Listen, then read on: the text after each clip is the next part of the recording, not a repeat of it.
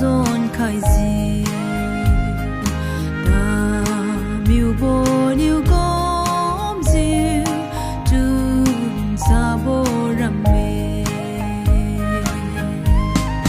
ba piu pa na ma sa bo hiu pui na chu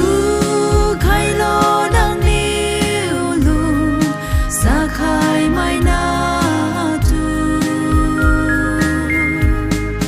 ta yam bo bam ga su ju pat khai lo in khon lu lak a ka mai dung tu i ma ning chiu pa me ngau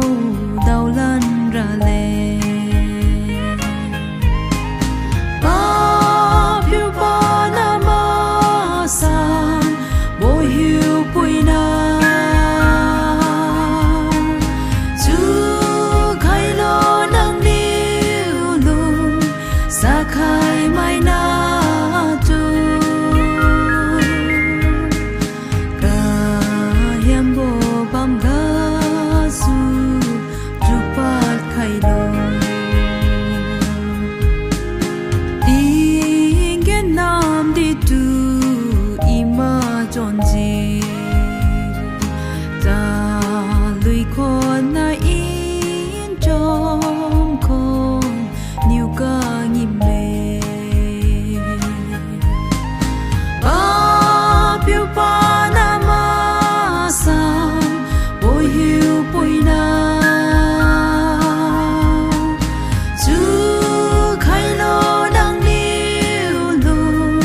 sa khai mai na tu ka yam bo bam ga su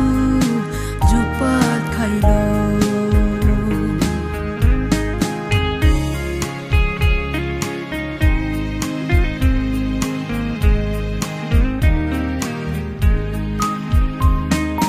ma ning sao ma ge ding gen di wi don bo lui kon wi niu i ka lung si e ka di ga ma ge tu bo sao ma he